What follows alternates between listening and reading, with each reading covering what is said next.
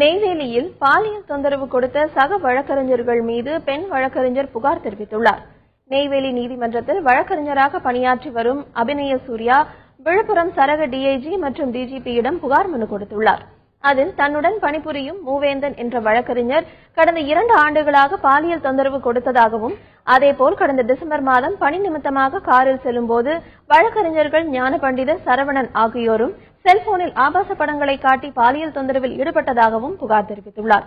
இதுகுறித்து வெளியில் சொன்னால் கொலை செய்து விடுவதாக அவர்கள் மிரட்டல் விடுத்தனர் என்றும் மனுவில் பெண் வழக்கறிஞர் கூறியிருந்தார்.